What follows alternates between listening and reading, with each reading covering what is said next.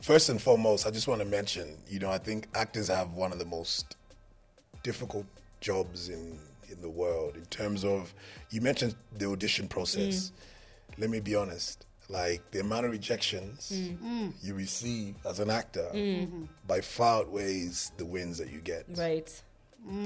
If I could tell you the amount of auditions that I've done and things that I didn't get compared to what I've gotten, you'd understand. Oh, damn. So you need to have that resilience of like, you know what? Don't give up. Yeah. I mean, an audition may not go your way, but that doesn't mean you're not going to succeed. Yeah. Right? Yeah. So you always have to keep that in mind in the sense of, maybe I'm just not the cup of tea for this specific project, but I still go what it takes. There's something out there for me. Yeah.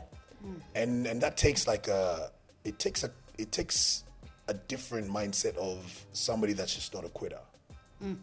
That's self-belief on there. steroids. And especially because, mind you, our industry is such that there's so many people that want to do it, but then there's so many few that will get chosen. Damn. That's true. But that's the thing, you don't know. You don't know. You're the one who's going to get chosen. If you give know. up, you don't know. And then at the same time, you have to go in there with the right attitude. Yeah. Of like, you know what, win or lose, I'm still winning. Because I think at the end of the day, people want to see not only you execute the audition, but a bit of your personality. That's true. So if you just, coming there on some, I just want to remember my lines and disappear, then you might miss a good opportunity to actually connect with the directors or the producers or the casting directors or whatever. Yeah. So every audition I went to, I always went there with just the mentality of, I'm here to do my best. Yeah. And even if I don't, it's a pleasure to meet you all, and I hope we can work together in the near future. And sure enough, that actually landed me a few other gigs. Yeah. Just because of just having that good attitude. Yeah. Yeah. And in terms of auditioning, everyone has different approaches as to how they do it. Yeah. I feel at the end of the day, the more prepared you are, the better you'll always be. Yeah. So that comes down to the work ethic. That's true. Right? I think a lot of people have it very easy now because you can just become a TikTok sensation just in your own room. Real quick. Yeah. Whereas in the reality of the biggest scheme of things, of the big productions, you need to bring a lot more to the table than just your, I guess, average. Your natural talent. Yeah. Well, I mean, talent is key, but at the same time, when you're telling a story, you got to have that authenticity about it. It doesn't necessarily it's not so much about how you look only. I think it's also how you carry yourself. How disciplined are you? That's true. Discipline is an interesting word. It's key because remember, like some of those roles, you have to be in shape for a good 12 weeks, 3 weeks. Preparation, certain things. Oh yeah, there's a physical aspect. There's of a it physical aspect that people don't even Yeah, understand. all I'm thinking about is the mental, but of course there's a physical aspect of it because you have to look the part. Yeah. On. Yeah, and then for me also, I mean, I'm not just a screen guy. I'm a stage guy. Yeah. I do my own stunts. Yeah. You know what I mean? Black Top Cruise. Stuff is this? Jesus. So I'm going to make sure I'm always in shape and able to do whatever needs to be done. And to be honest, that's the next level now. Yeah. When you see a guy like Chris in Extraction, you're looking at this full action movie. Yeah. Yes, there are lines in there, but a lot of it is physical performance. Physical. Yeah. So physical. I mean, he's Thor. Oh, so physical. God. Right? Gosh. Thor, mind you, South Sudanese name. Is it? Yeah. Is it? Yeah. I didn't know that. Thor is a South Sudanese. Does it have a meaning? Of course, every name has a meaning. I don't want to butcher it by saying the wrong thing. But We'll find out. We'll ask Mama. Yeah, Thor's it's in South Sudan, Thor is a name that's given to boys. Oh wow. Men. Oh wow. Yeah. Does it have the same connotation, like powerful type of connotation? Because without a doubt. My next son might be as Thor. Africans, we're not going to give our children big names. I'll call you Mosquito. No. How? Call you Conqueror. Exactly. Of this world. The Emperor, the Conqueror, the Champion, the Lion, the Sea. Shabu, shabu. Zobu, zobu. That's who we are. We are proud people, and so we should, because I think our kids need to grow up in an environment where they're confident that they can be able to do absolutely anything and everything Yes. they can. Yes. So for me, I think that's the one thing also I take. Yeah. Like I can do everything. Yeah. Oh my God. 100% Just give me that run role. that back because, Yeah. like, Beldina, I remember we're having this conversation, and Beldina and I work in the same industry. We work in international education. And I was telling her, there's something I always tell my students, which is when you're going for an interview, job interview, I don't care what it's for. It might be for cleaning. Yeah. Whatever it is, literally walk in there and give it your best shot. Sure. Yeah. But most importantly, let them know your personality. You know, like you said earlier, Own it. let them see your personality, because your personality is what will live that lingering. You see how you're saying you may have auditioned for this role. You didn't get that role, but you got a different role. Yeah. What have you been called? I've been called almost everything under the sun. Saving Tongun. Steven. Steve, mind you, it's Stefan. Yeah. Guys. PH. Stefan. Stephen, I'm calling you It's a Steve. It's Stefan. a PHAN. I'm so used to it now. It's just like, Now, Yeah. may correct people. Yo. but you know, one good thing about me being home, Yeah. I'm using Pitya. Oh. Oh. Pitya. I'm Pitya, a- because remember growing up, Pitya, obviously at school was used as like A dick. diss, yeah. Like, Pitya, pa, Pitya. Yeah, pa. yeah, yeah. You know what I mean? Yeah. Teachers would be like, where Pitya? Yeah. Pitya. So now, Yeah. but now I'm proud. I'm like, Yeah, you know, you're proud of it's the my able to African yeah, name. yeah. But I've grown to appreciate the fact that, you know what? I have this unique name that not only describes who I am, where I fall in my family tree, but it's a name that so many other Pityas they share. So shout out to you, Pityas. How do you mean where you fall in your family? So in my father's tribe, the Bari tribe, we're named according to our number. Okay. So as a Pitya, Pitya, your number? you're the last born son. Ah. So if I introduce myself to anyone, They know I'll be your like- position in the family. yeah. So I'll be like, I'm Pitya, Lo Tongun, Lo Karla, for instance, which would mean I am the I am last Pitya, the last born son of Carla and of Tongun. Tongun and Karla. Tongun and Karla. Ah. What's the firstborn girl? What would I be? There's options. So there's KG, KG. KG, KG is or first? KG is the first born. Daughter usually. There's Lokinan. Like my sister Lokinan, yeah. Or Lokinan. Loki. Loki. Loki. Loki. Yeah. We've got some cool names. Yeah. So like for firstborn sons, there's Jada. Jada. Jada. Jada. Yeah. That's one of ours. Beautiful names, honestly. I'm telling you, It is. that's what I thought. I was like, yo, boys, That was Denise somewhere. give us credit. It's African. It's Yeah. African in its nature. Excellent. And then looking at it in terms of the audition process and everything. So I hear that people have to get on makeup. You have to put on makeup as you're going on set. Is this true? And if yes, please. Let me tell you, one of the best. What skin color do they describe you as, please? One of the best things about being in the film industry, to be honest, is just how many people fuss and fight over you. Ish.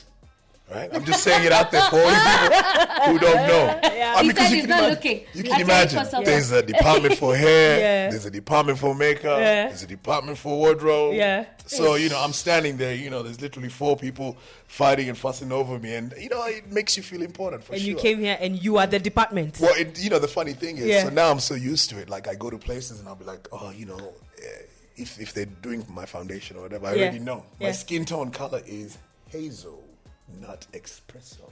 Well, hold on. Or should I say Hazel. espresso? I don't Nah. even know Hazel, mine. hazel, Espresso. hazel espresso. What do you think you'd be, Dee? I don't know, man. I think you're like hazel mocha. Hazel mocha. mocha. Or just hazel. Mocha. Maybe mocha, because mocha is my favorite coffee. Well, Let's go with mocha. Hazel mocha. Yeah. Hazelnut What do you think espresso. you'd be? I do not know. I think I'd be. I'm surprised you ladies don't know. You wear No, makeup I'm all the not. time. I'm not into makeup. Dude, you're always looking flawless. Always with flawless look. That's it. But then it's because we name makeup here, foundation really interesting. Like if you're on mark, it'd be NC50. NC, it's a number. It's Yeah. not really a number. something in terms of. Reminds me of Spiderhead. The number. The number. Yeah. Watch it. and you Watch understand Spiderhead what- on Netflix. You- Honestly. Spiderhead. Numbers. Yeah. It's good. Yeah. Very, very, very good. So that's your. So do they have to put anything on top of it, anything below it in terms of the foundation? What does it? How do they figure out you? You know the foundation, but So how the do- thing is, like me, I'm your typical African guy who grew up in an environment where like you only really lotion the parts of the scene. Oh wait. So I've come a long way. So lotion only. Now I'm different. Now think I've discovered shea butter. I have a plug, by the way. Products coming out For soon. raw shea butter. Raw shea butter. Oh, listen, I need straight from Uganda. Yes. Yeah, authentic. Yeah. The businessman. I have liters and liters, just to say. But yeah, so shea butter. Mind you, it's like I think you catch on fast that the reason why some of the professionals are where they are is because of like things like the skincare routine. All that Like literally something as basic as you grooming. gotta look after yourself, right? So when I arrived on set and I didn't know my complexion or whatever it is, I was curious to know like what are they putting on me? Because I'm that kind of guy. What is that? Yeah. You know? Foundation Don't just for black touch man. me. Yeah. Which animals were touching you before you? Hey, I'm here for good, not for. Yeah. But anyway, the main thing was I got to learn so much more about skin tone. They taught me. The whole point is, if you're going to be in front of a camera, you want to look your best. Yes. True. Right? That's very true. The tips came so handy for our very first African Australian musical, The Deep North, because we were touring Australia with that. Yeah. But we didn't necessarily have a makeup sort of department. Yeah. So we had to do our own stuff. And at the same time, I'm happy to say, yes, we do wear makeup. Doesn't make you less of anything. masculine. Just makes you look better. Just remember. You just don't look crusty and dusty. Yeah, you don't On look the big shiny. screen. You know what I mean? You want to make sure you look your best. You're looking flawless. The You wanna word look is flawless. You wanna flawless. look flawless. Flawless, very important. And in fact, we look 20% more attractive than what we actually think. Do we? Yeah. We look 20% more More attractive. So you look 20% more attractive than what you think you look. Hey, please add Ooh, 20. 20 Damn. plus Okay, 20. don't be so hard on yourself in the mirror. Yeah. Damn. I'm like plus 20. Yeah. Please. I'm like, Plus even 20. on my worst day, plus 20. Plus 20. Because So you add a little bit more? You just enhance. Close to You don't- 100%. Just enhance. Enhance. Just the highlights. So just curious right now, what projects are you working on? What are you currently working on? What are you thinking of working on? What's coming up? What's the next 5 to 10 years look like for you right now? Oh, man. It's so exciting, to be honest. I think the level of professionalism and people that have contacted me since all these other projects have come out. I'm just so excited to just let you know there's a lot of authentic African stories coming out. Oh, wow. I've connected with so many creatives that are busy writing good stories that I feel the world needs to see. I'm very fortunate to be in a position where at least, they if they want an authentic story, they reach out to me. So if it's like a Sudanese story or an African story, a lot of the times, and that stuff, it makes me really proud because at least I know there's a tribe, there's a group of people that are sort of marching forward and, trying to make a difference. Yeah. I just mentioned about the Deep North, the first ever African Australian musical. Wow. So my role now is also to be able to create more new things.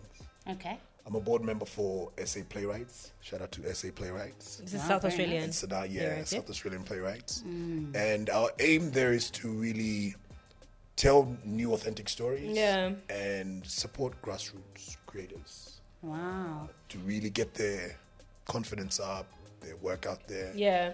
And just give them the tools that we've learned as to how best to put a production on. Because by now, I'm telling you, there's so many good things coming on stage. Nice. Because I feel like also, if I talk too much about the screen stuff, I'm also neglecting the stage. The theater. Yeah. And for me, the stage is really where you connect with the audience. Yeah. It's when you really sort of live this. Yeah, because you're an MC as well. Yeah. Literally an international MC and a lawyer. Like, you wake up today, you wear this hat. You wake up today, you wear this other hat. It keeps things exciting. What are you doing in terms of your other skills and MC and stuff like that? Like, are you now focusing on acting or are you going to do a bit of everything? I've always been the kind of guy I juggle everything, right? I'm very fortunate also now to be in a position where, a lot of my friends and age mates are getting married. Yeah. Oh, So everyone is that is- where the MC gig came from? Everyone is utilizing my skills. And mind you, last year's price is not this year's price, yo. Price done changed. All right? The boys making it further up. Yeah. Let that show in the bank account, please. The tax is also high up here. Wait, that's It's the thing. Kenya. They have to pay in dollars or in Kenyan Everything is going up. So it's only right. But no, in essence, I'm just really grateful to be in a position where at least I can offer my gifts and my talents to help them create a special day. Yeah. I think sometimes it's the little things. Yeah. I think it's okay to complicate your life if you want to, be very Busy. busy Or- and caught up with stuff. But I think in life sometimes it's just good to slow it down and just look around you, smell the roses, see who needs help, be accessible to the right people. Because I think that's another thing. A lot of people think, once you make it, like you're not accessible, Yeah. et cetera, et cetera. Yeah. And I know a lot of people who've perhaps followed that path, but that's just not me. For me, I'd rather be that kind of guy who's still accessible. Yeah. If you have a wedding, wherever it is, Yeah. give me a call. If you need an MC MC, we're there. Now, here's my question though: do you mentor? Because I can see many people looking at this episode and saying, "Dude, I want to be a lawyer, but I also want to be an actor." Yeah. And maybe that MC thing, I also try. Yeah. True. And how do I stay grounded? How do you have people who ask for mentorship? Yeah, without a doubt.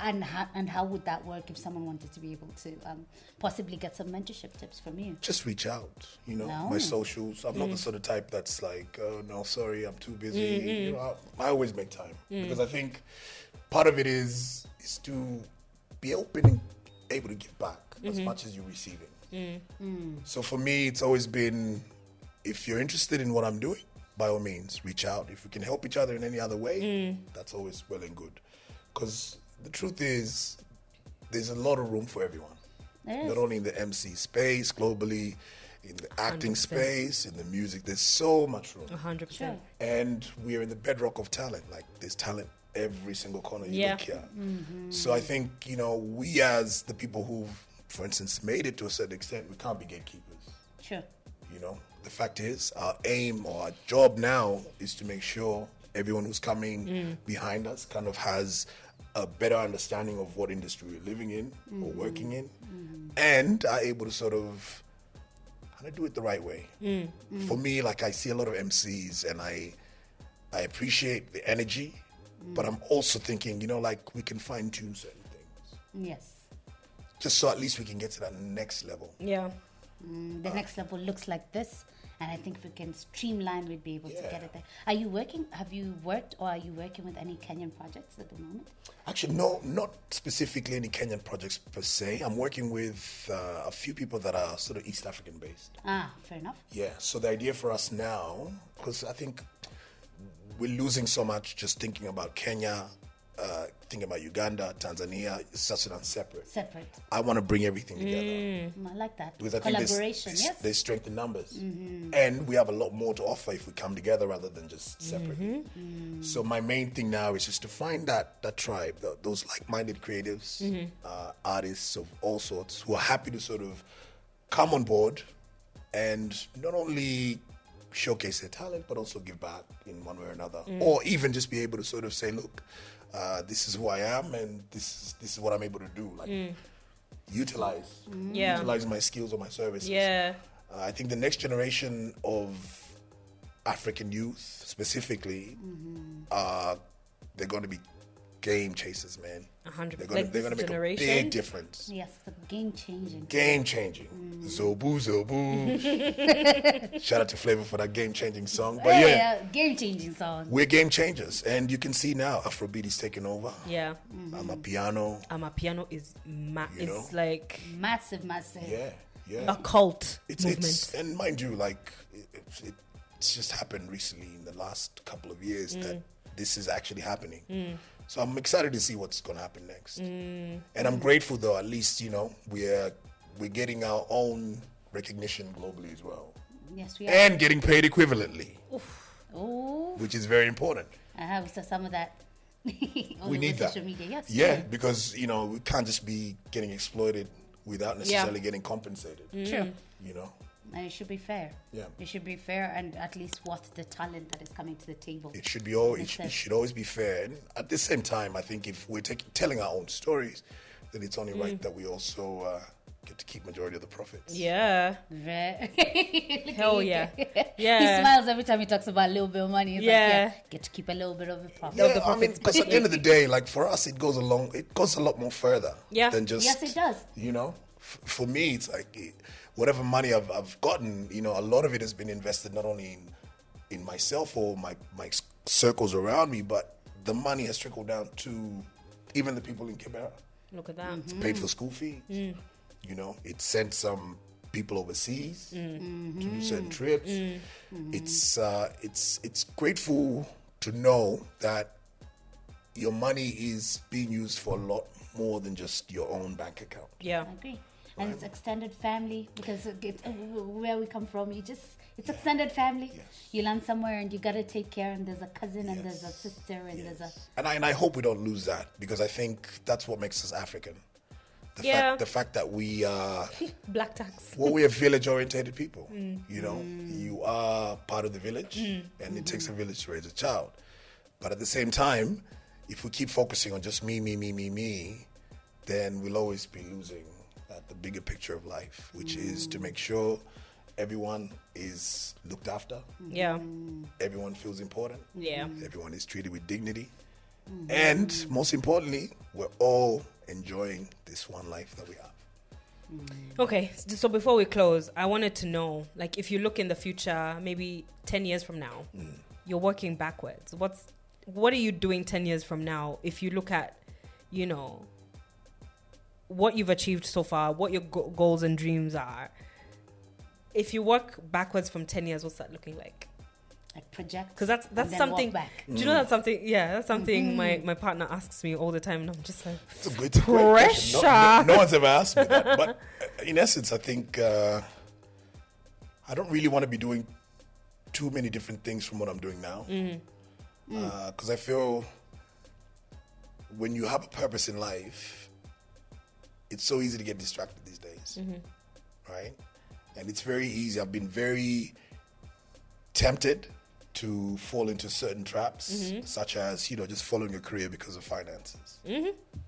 And it pays well. Because it pays well, right? But at the same time, you could be living your dreams and make 10 times that in the long run. So I'm always very purpose-driven. And then on top of that, you know, the future is literally just around the corner. 10 years is not that long. It's not that long. It really isn't. So I just want to continue doing what I'm doing in terms of just bettering myself as an individual. Yeah.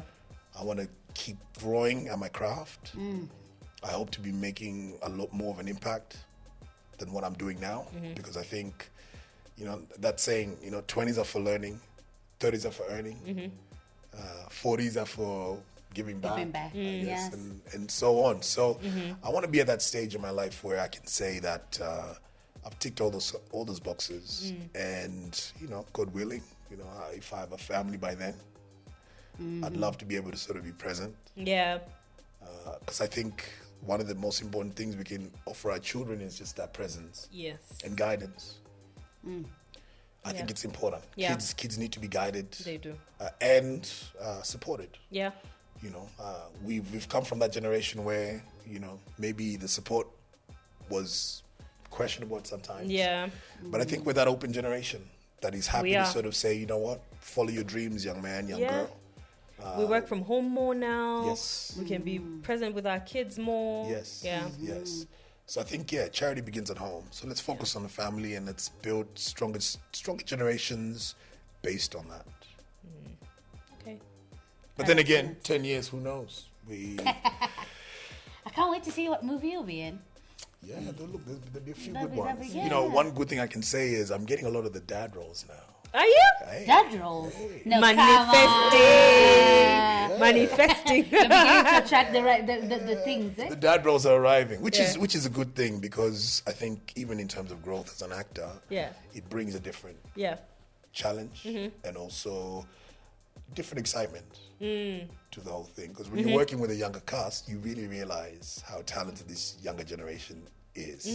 There's the Second Chance Gymnastics Academy that's on Netflix. Yeah. Where I get to play my very first dad role. Really? Yeah. Is it on Netflix already? It's on Netflix. That's the Second Chance Gymnastics. A Second Chance Gymnastics Academy. Look that up. We're gonna check Check it it out. Yeah. It Actually, we can check it out after the shooting. yeah. It's an amazing story about how young people are trying to achieve greatness by trying to get scholarships. To be recognized in the fields of gymnastics, soccer. Oh, so it's like real life stories. Real life. Oh, Well, wow. it really touches on the real life situation. Obviously, the storyline is somewhat sort of fictional, but at the same time, I think a lot of people can get a lot out of it. You can really relate to it because that's really what we want to do: push our kids to also want to be great themselves. Yeah. But these young actors. Excellent. Have you been to the movies to watch yourself? Only for the premieres. Oh, okay. Yeah. How do you feel? Oh yeah. How do you feel? Literally same question. How do you feel? It's a mixed bag. Seeing yourself. It's me when I see myself. I'm like, ah. It's a mixed bag because the thing is, it's like when I hear myself, I'm like, cringe, my God, cringe. Stop yourself. And then people in my family always playing. Yeah. Play dead. Cringe, Yeah. cringe. Play dead. So wait. So you've seen yourself in a premiere? It's mixed emotions though. Yeah. Because I think it also depends on the character as well. Like I think for me, as much as it is a proud moment, I mean, if you're playing a character like Ray, for instance, from Spiderhead, you know, there's certain things also for me, like it's not who I am personally, right? But at the same time, everyone is laughing at him, so you know, like I'll enjoy and I'll continue with it. But it's a mixed bag. I think every actor will agree. Some people don't even like watching themselves. Yeah. Because it's a mixed bag of embarrassment. It's a big because you're also thinking, oh, maybe I could have done that a bit better or whatever it is. We're our own worst critics. But for me, man, I take it with a pinch of salt. I'm just grateful. To be in a position where people can finally see me on the big screen. Yeah. You know? For all those friends that I grew up with, and I told them, I'm going to see you on the big screen. It's happened. What has been your best role? What's one of your most favorite roles you've played and why? Stage or screen? Both. Why not mention for both? Okay. Do stage and then do screen. I think stage, my favorite role thus far. Wow, I have two equal ties. So for the very first African Australian musical, The Deep North, I played a character called Uncle Ebby. Uncle Ebby is a pastor, right? He's a painter, but he is the guardian of two of his nephew and his niece. But his story is so relatable to the point where it's like it's a joy to play somebody who you've once seen or have looked up to. So this character, Uncle Ebby, the reason I love him the most was because I just put so much into that character that I got from everyone. So he kind of reminds me of like my Uncle Peter. You know, he reminds me of my local pastor. And so for me, it was such a joy because you know, that's what you want to bring to any project. You want to give it life. And especially a project that you're starting from scratch. That's true. You know, it's always exciting to be able to sort of just add more flavor to it. So Uncle Ebby from the Deep North is perhaps one of my favorite stage performances. Yes. I enjoyed playing Ishaku from Yahoo. Ishaku from the Yahoo Boys. So we had this story. Basically, the first story that I was roped into by SA Playwrights was a story written by Dr. Matt Hawkins, who is a lecturer at Flinders University. And shout out to Flinders. Shout out to Flinders, exactly. He wrote a story about a Yahoo boy who basically gets money from this Australian guy, ends up investing it into movies. The movies become successful, and then he has a conscience and he wants to give him money back. What's a Yahoo boy? A Yahoo boys, you know those .com boys. Oh, okay. Oh, like literally Yahoo. Okay.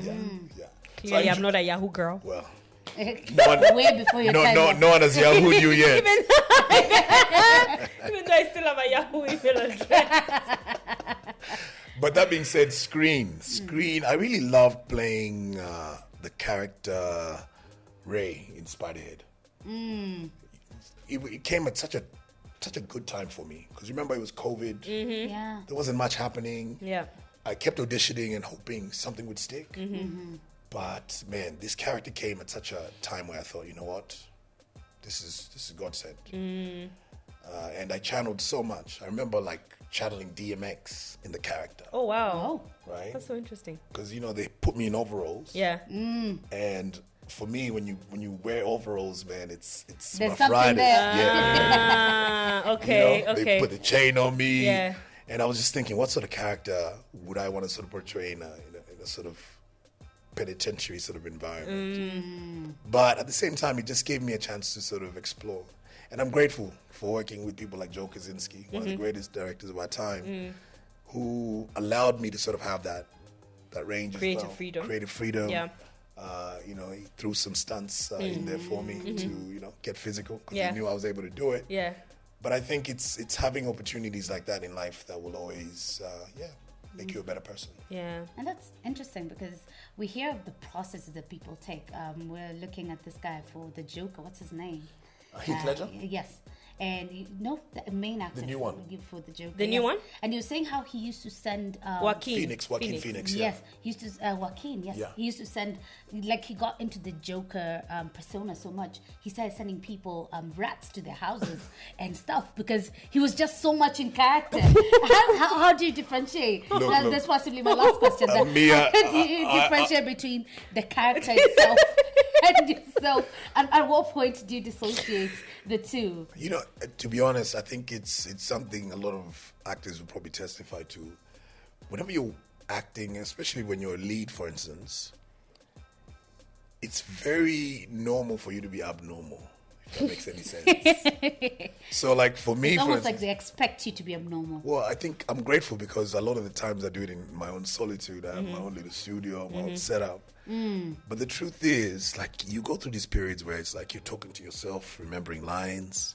Do you know what I mean? You're in a situation where you're constantly thinking about the character. And you need to learn how to switch off and switch on sometimes. It can be very hard depending on the character, because sometimes you fall in love with the person. Like, let's say, like Uncle Ebi. I love playing Uncle Ebi so much that I just became that comical uncle Okay. around, like, just for the sake of it. Yeah. And it helped me also not only stay in character, but I think it also helped the other actors kind of understand the dynamics of who this person is. Yeah. Yeah. So sometimes I think it just depends on your surroundings, but sometimes it's good to hold back if it's not going to be, I guess, productive for everyone else. But if it's something you feel like will help Yeah. in terms of help everyone else understand the character or the role or the story a bit better, why not? So for me, I humble myself sometimes, just because I have a real life outside of the creative sphere Space, yes. that kind of takes my attention away. But I still do admit that there's Yeah. moments that you may not necessarily think that I'm 100% there or present. Because you need the time to That's decompress. all the time. Yeah, and even like after I do a lot of stage shows, you have so much adrenaline, right? Because you're performing, and then all of a sudden that 1.5 hours just goes, but then you've worked still up. on. You're on. Yeah. But you have to join the real world where it's like, okay, come back. Yeah. Or you have to go to the hotel by yourself Yeah. with all this energy Yeah. after being like on stage or Yeah. something. Yeah. My God. Yeah. We've heard of cases where we have a lot of actors who are going into therapy to be able to make sure that they decompress and they figure out their lives after. Have you had such a experience in terms of not just therapy, but where you're struggling to dissociate from the character itself, specifically, that you've picked up? I think there's moments, definitely. There's moments sometimes, when you're acting in any stage, for instance, screen or stage, there's moments that like you'll be around your cast members and like there's just like a complete silence, but at the same time you're watching magic happen. So like I'll give you an example. Stateless. Stateless is about refugees, right? And most of the cast members, most of the extras were actually people who were refugees and some of them spend a lot of time even in the detention. Wow. So their performances, sometimes it was just so real that you couldn't help but just be completely like gobsmacked and like, wow, I'm actually witnessing this. Yeah. So I think moments like that, especially if you have a story that's similar, there are those moments where it's like your own life unfolding in front of you. Triggering. It can be a bit triggering, exactly. So I always say, look, a lot of the times, if whatever help you need, by all means, you have it. And any good production always recognizes that. You know, because there's moments when, you know, some of the stories we talk about or we're acting about, these are people's real lives. Real lives. So you need to also take that with humility and really respect the fact that it's your job to not only do it justice, but appreciate that it can be triggering for a lot of people. Excellent. Yeah. That's really, really good. Empathy. Empathy. We like Just that be a word. good human, basically. Just be a good human. Oh and man, understand. this conversation could go on forever and ever and ever. And ever and ever and ever. Yeah. And ever. Yeah, it's been incredible. It's been an incredible conversation, and I think just gives an insight into how multifaceted our lives can be, and it also gives me the reminder to lean into my different interests and talents, because you don't need to fit into one box. You don't need to fit into one definition of who you are, because you're constantly evolving. What you're interested in today, 10 years from now, you might be like, nah, chill on that. Let's try something different. You know what I mean? And so this has been a banger of an episode. What a way to finish the season. I'm so glad you could come here today. You spend some time with us. After our long history together, this is just such a joy. Oh, thank you. It's good to have you. Thank you. And honestly, I'll just finish off by also saying you're the true definition of how you should not ever be afraid to reinvent yourself. Okay, I'll take that. Right? Yeah. Life is all about continuing to reinvent yourself. Yeah. Be the person you want to become the next day. Yeah. And help others in the journey as well. We like Pay that. it forward, always. That's a lesson from our Netflix movie star, superstar. Yes. Yeah. Thank you, guys. Thank you for watching the Ages and Stages podcast, KE. That's our handle on all the socials. Please follow us on the podcast platforms. Rate our episodes and subscribe to our YouTube channel. Also like the episode on our YouTube channel, because that helps us be able to reach a wider audience. And follow us individually, Things D says. And this is Beldina Kasema on all socials. Beldina, MC Stephen Tongun, or Top Gun as I go by. But you can find me on Facebook or Instagram. So we'll have the handles down below on the screen here. But other than that, we'll see you next time for season 2. Season 2, season finale. Congratulations, ladies. Thank you. Thank you very much. Thank you. It's a wrap.